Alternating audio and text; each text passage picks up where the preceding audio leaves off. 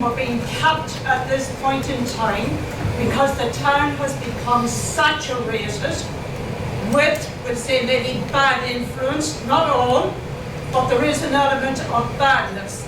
And can you provide us with a figure at this point in time as to whether or not that number is final with the intake that is already in the town, or are there likely to be more coming forward in the foreseeable time? That's the first question I want to ask, okay? And maybe you can address that at the next meeting. The second point I want to raise is, in recent times, my brother had a massive stroke, okay? And it's only when he came back to his house on Farney Street that I realised how bad, we say, antisocial behaviour was in the town of Carrickmacross. I went down to the corporation offices, the civic offices, and I raised the point that I was greatly concerned about my very disabled brother back at his premises on Farney Street. And I asked, we'll say, if something could be done about the people living who were occupying the house next door, because not only were they interfering with the code for the carers to gain access to his home, and I had to remove certain individuals from that code box on so many occasions. I had to bring it to the attention of the guards. Now, to be fair to the guards, they are constantly on the beat and, we'll say, kind of monitoring the movements of certain individuals. But another thing that was shocking for me, and I had to address, and it fell on dead ears. The engineers, I'm not mentioning any names, but when I brought it to their attention that the neighbours were turning the back entrances into the houses on Farney Street in that particular area, they were turning it into a ghetto. Nothing was done, Matt. Then I had to approach the sisters of the Louis Order there, because they own the land, but they can't block off the right of entrance to the houses there in the road. They did their best to address the issue, but again it fell on deaf ears.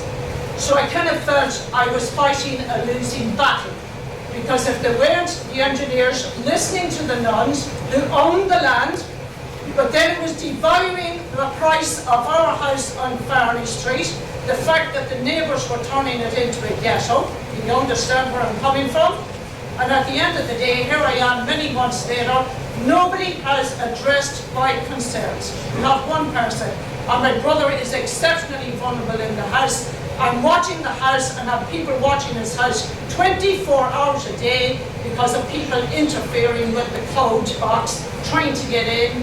And if anybody gets into it, he basically can be subjected to God only knows what. And the person who was wielding his knife, can I just say, he also was living next to a very vulnerable person in the town. The man was blind.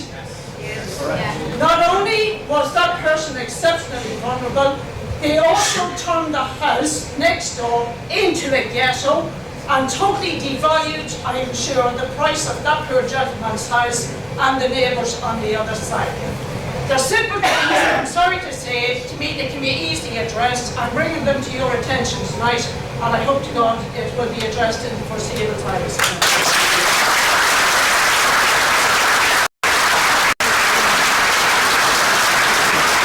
Thank you, and well done on your voice projection, I have to say. I didn't think we'd be all able to hear you. Can I just suggest that you do hang on at the end and talk to one of the councillors in terms of the particular issues. There's someone else in there? Just a quick one for you. What's happening with the Newmore Hotel? Where's that? The Newmore. The hotel. Who's asking that? Yeah, the Newmore, okay. We'll come to the Newmore as well. Man, I don't think I need it. It would be helpful if you... Can you hear me up there, yeah? You can hear me okay. That gives after mentioning a couple of things here in the town about, well, somebody mentioned seating. There was a seat up at Marky's there for a number of years. Okay. You all remember that? Yeah. Why was that taken away? Well, I have why taken that twice over a period of maybe 6 months since these boys moved in, maybe 2 or 3 years ago. I had to move guys off that seat at lunchtime when the girls were coming out from the convent. right? I had daughters at that school, so I was coming down the street, coming to there, they were congregating around there, and just watched the girls as they walked by. I pulled my handbrake and I moved them. I held in traffic. I didn't care who or what was on the street. They were moving, right?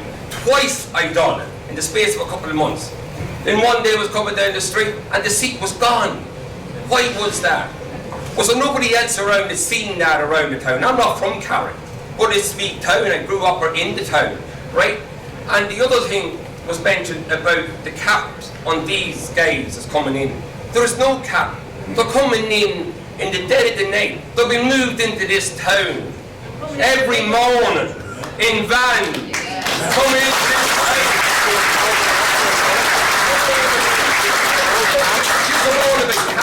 There is no caps. And probably Matt doesn't know the figure. He probably as he says, he's not in government. He's the best opposition we have, right? But he's doing something for us, right? But the numbers, the truth, we need to know why they're coming in, why so many, right? And the other thing is the language that's being used. We have right wing, we have left wing. 70% of the people in this room are over 50. They don't know these words. They don't know the math. The English is gone. So you have people here listening about this and he's and she's and the first speaker, I don't know what was going on there. But, you know, all these. So like, don't wave your hand at me, I am speaking. Now, so like, you've all this going on, right? And you two foreign men here, gentlemen, speaking there earlier. So we have the good, but we actually have the bad as well. It's the bad we're worried about. You know, these the good guys, as I call them, is in a number of years. They have been worried, and they've been tarnished, right? When these groups are walking around the streets, shout, get them out, get them out. It's not get the foreigners out, it's get the fucking government out. That's what it is, get them out first. It's all going late about what's going on, hey. But the lingo for normal Irish people, actually, there is people here that doesn't know these words. There are acts of people, and you'll hear them, I'll let them at it. You know, that's a great word for the older person there. They don't know what's going on. Am I right or am I wrong here? You know, there's a lot of going on. I can't give myself, there's that much, man. So, but I dig in enough to know that there's a lot of wrong going on in this country at the minute. A lot of wrong. And a few years ago, we were fighting for our 6 counties. At the minute, we are fighting for the fucking 26 that's down the same head.